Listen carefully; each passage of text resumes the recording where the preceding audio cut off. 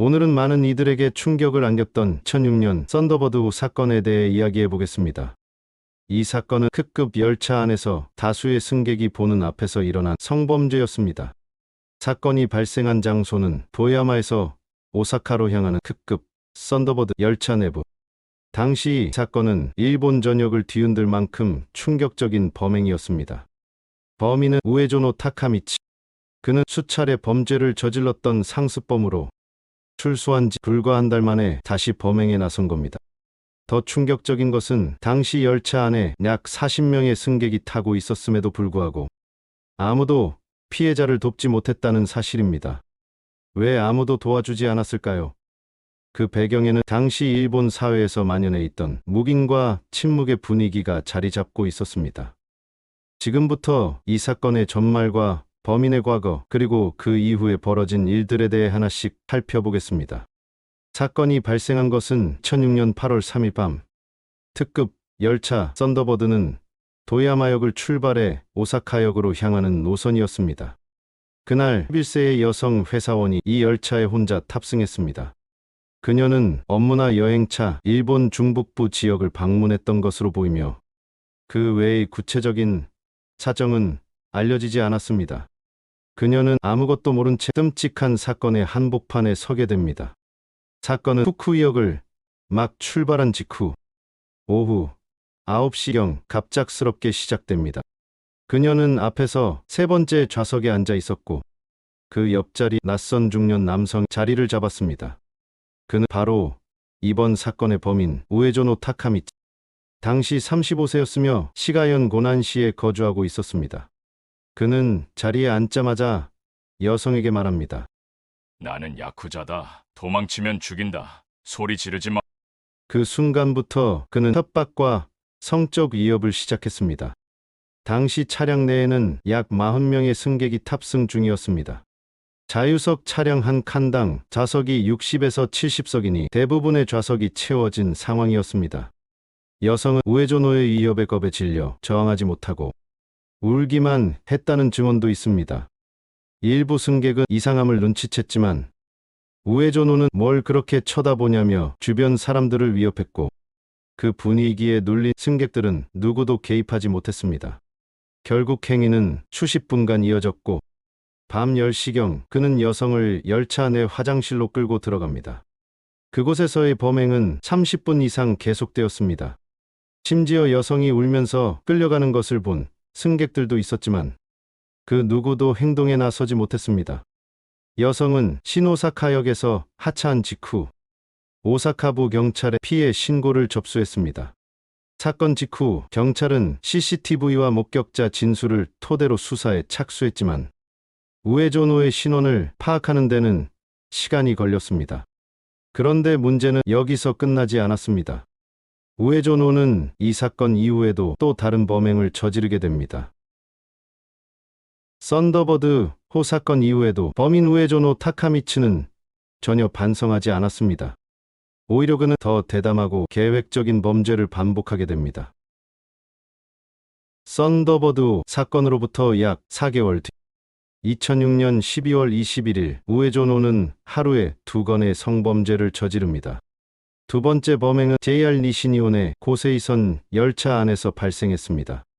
오후 10시 반경 가타타역을 출발해 도토역으로 향하는 전철의 맨 앞 차량. 그곳에 27세 여성 혼자 앉아 있었습니다. 그리고 이 차량에는 다른 승객이 단 한 명도 없었습니다. 우에조노는 일부러 사람이 없는 열차 칸을 선택해 그 안에 혼자 앉아 있던 여성을 노렸습니다. 그는 다시 협박을 시작합니다. 나는 야쿠자다. 도망치면 죽인다. 그의 수법은 썬더버드 사건 때와 같았습니다. 이번엔 아무도 도와줄 사람이 없는 공간에서 여성은 공포에 질려 저항조차 할 수 없었습니다. 당시 이 차량엔 방범 카메라도 없었고 도움을 요청할 방법도 전무했습니다. 세 번째 범행 같은 날 또 소했어. 놀라운 것은 여기서 끝나지 않습니다. 우에조노는 두 번째 범행을 마친 후 교토역에 도착했지만 거기서 하차하지 않았습니다. 대신 반대 방향 열차로 갈아탄 뒤 오후 11시 20분경 쇼역에 하차합니다. 그리고 역 내부에서 대학생 여성을 발견합니다. 그는 또다시 협박을 시작했고 여성을 남자 화장실로 끌고 들어가 범행을 저지릅니다. 시간은 깊은 밤. 역사는 인적이 드물었고 그 누구도 그녀의 비명을 들을 수 없었습니다. 이로써 우에조노는 단 50분 사이에 그 건의 성범죄를 연속으로 저지른 것입니다. 그리고 뒤늦은 수사. 결국 이 세 번째 사건이 우에조노 체포의 실마리가 됩니다. 여성이 곧바로 신고했고 시가현 경찰은 역 내 CCTV 영상을 분석. 우에조노의 모습을 특정하게 됩니다. 그리고 사건 발생 약 한 달 2007년 1월 17일 쇼역에서의 범행 혐의로 우에조노는 체포됩니다. 그 후 수사가 확대되며 그가 고세이선 열차 안에서의 두 번째 범행에도 관련되어 있다는 사실이 밝혀집니다. 이에 따라 2월 13일 추가 체포가 이뤄졌습니다. 첫 번째 사건과의 연결. 수사가 계속되던 중 우에조노의 집에서 압수된 썬더버드 사건 당시 증거물 간의 DNA 일치가 확인됩니다. 이 결정적 증거로 인해 2007년 4월 21일 우에조노는 썬더버드 사건 혐의로도 공식 체포됩니다. 이렇게 세 건의 중대한 성범죄가 차례차례 연결되며 밝혀진 것입니다. 왜 아무도 그녀를 돕지 못했을까요? 썬더버드 사건에서 가장 충격적인 점은 40명이 넘는 승객이 탑승해 있었음에도 불구하고 범행이 장시간 지속되었다는 사실입니다. 누군가는 눈치챘을 것입니다. 누군가는 이상함을 느꼈을 것입니다. 하지만 아무도 행동하지 않았습니다. 왜일까요? 방관자 효과. 이 현상은 사회심리학에서 방관자 효과라고 불립니다. 많은 사람이 함께 있는 상황에서는 누군가가 나서겠지. 내가 아니어도 될 거야 생각하며 결국 아무도 행동하지 않는 집단 심리가 작동합니다. 이 책임의 분산 현상이라고도 하며 사람이 많을수록 자신의 책임감을 느끼지 않게 되는 것이죠. 또한 사건 당시 범인 우에조노는 이협적인 태도로 주변 승객들을 압도했습니다. 뭘 그렇게 쳐다보는 거야? 그는 주위를 향해 공공연히 위협의 시선을 보냈고 승객들은 그 눈빛에 겁을 먹고 침묵했습니다. 더군다나 피인, 협박당의 소리도 낼 수 없었고 모습만으로는 명확한 구조 요청으로 보이지 않았을 수도 있습니다. 커플의 싸움으로 착각한 사람들, 일부 승객은 이 상황을 연인 사이의 다툼이나 부부 싸움으로 오해했을 가능성도 제기됐습니다. 일본 사회에는 타인의 일에 관여하지 않는 문화, 그리고 공공장소에서 문제에 개입하기를 꺼리는 심리가 깊게 뿌리내려 있습니다. 그 무관심과 침묵의 문화가 비극적인 결말을 만들어냈습니다. 대응 장치의 부재. 또 하나의 문제는 열차 내 안전 시스템의 미비였습니다. 당시 차량에는 긴급 연락 버튼이 존재했지만 그 위치나 사용법에 대해 대부분의 승객은 몰랐습니다. 혹은 이런 상황에 눌러도 되는 걸까? 괜히 소란을 피우는 게 아닐까? 라는 망설임과 눈치 보기도 있었습니다. 특히 여성이 울면서 화장실로 끌려갈 때조차도 나만 나서면 위험할 수도 있다는 공포가 모두의 발을 묶었습니다. 또 하나 간과할 수 없는 점이 있습니다. 우에조노가 예견상 평범한 승객처럼 보였다는 점입니다. 범죄자는 이협적인 복장을 하지 않습니다. 오히려 평범한 외모로 존재를 감춥니다. 이러한 외관상의 착각은 사람들로 하여금 더욱 개입을 주저하게 만들었을지도 모릅니다. 범인은 대체 어떤 사람이었을까요? 이쯤에서 우리는 이런 의문을 품게 됩니다. 우에조노 카카미츠라는 인물은 어떤 삶을 살아온 걸까요? 그는 범죄를 반복해 온 상습범이었습니다. 출소와 범행을 반복하며 사회와의 연결을 포기한 인물이기도 했습니다. 지금부터는 그의 생애와 전과 그리고 그가 어떻게 그런 인물이 되었는지 살펴보겠습니다. 우에조노 타카미츠. 사건 발생 당시 35세. 시가현 고난시의 공영주택에서 부모, 여동생과 함께 거주하고 있었습니다. 표면적으로는 건설업에 종사했던 평범한 중년 남성. 하지만 그의 진짜 모습은 오랜 기간 범죄를 반복해온 상습 성범죄자였습니다. 전과 기록, 끊이지 않는 범죄의 연속. 우에조노의 범죄 이력은 1년, 그가 20세였을 때부터 시작됩니다. 1991년 6월 폭행 및 공무집행방해죄로 유죄 판결. 보호관찰 포함 집행유예 3년 선고. 하지만 그 집행유예 기간 중에도 그는 다시 범죄를 저지릅니다. 1992년 11월 폭, 협박, 주거침입, 공갈 등의 혐의로 징역 1년 10개월 시형 선고. 이후에도 범행은 멈추지 않았습니다. 1996년 3월 각종관리법 위반, 독극물관리법 위반 등으로 다시 징역은 1997년 11월 강제추행 혐의로 징역 1년 6개월, 1999년 12월 도찰 및 관련 조례 위반으로 징역 3년 6개월, 2003년 9월 폭행 및 강제추행 혐의로 징역 3년. 이처럼 그의 범죄는 단순 폭력에서 성범죄로 갈수록 심화되었으며 출소 후 다시 저지르는 악순환을 반복했습니다. 반복된 패턴, 출소, 범행, 수감, 특히 주목할 점은 그의 출소와 범행 사이의 간격이 점점 짧아졌다는 것입니다. 마지막 수감에서 풀려난 것은 2006년 7월. 그로부터 불과 한 달 뒤 그는 썬더버드 호 사건을 저지르게 됩니다. 그는 전혀 교화되지 않았습니다. 오히려 수감 생활을 마치고 곧장 범죄를 저지를 생각만 하고 있었던 것처럼 보입니다. 지역 사회의 침묵. 우에조노가 거주했던 시가현 고난시는 인구 약 7만 명 규모의 작은 지역입니다. 서로가 알고 지내는 그 동네에서도 그는 이미 예전부터 여성들을 몰래 뒤따라가 침입하거나 갑작스럽게 덮치는 위험한 행동을 반복하고 있었다고 합니다. 이런 사실은 주민들의 입을 통해 서서히 드러났습니다. 그럼에도 불구하고 피해자들은 수치심이나 주변의 시선 때문에 신고를 하지 못했고, 그는 그런 침묵을 이용해 계속해서 범죄를 반복할 수 있었습니다. 사건은 법정으로 재판의 시작. 우에조노 타카미치의 재판은 2007년 오스 지방재판소에서 시작됩니다. 그에겐 총 3건의 성범죄 사건이 적용되었습니다. 썬더버드 호 사건, 고세이선 열차 사건, 쇼역 화장실 사건, 모두가 충격적이며 중대한 범행이었습니다. 재판에서 변호인 측은 우에조노의 책임을 감형하려는 주장을 폈습니다. 핵심은 그가 16세 때 교통사고로 인한 뇌 기능 장애를 앓고 있었다는 점이었습니다. 그로 인해 충동을 억제하기 어려운 상태였고, 그 결과 범행에 대한 책임 능력이 일부 결여돼 있었다는 것이 변호인의 입장이었습니다. 검찰의 반론, 악질적 상습범. 그러나 검찰은 단호했습니다. 우에조노는 단순한 정신질환자가 아니었습니다. 그는 여러 차례 성범죄를 저질러온 계획적이고 악질적인 상습범이었습니다.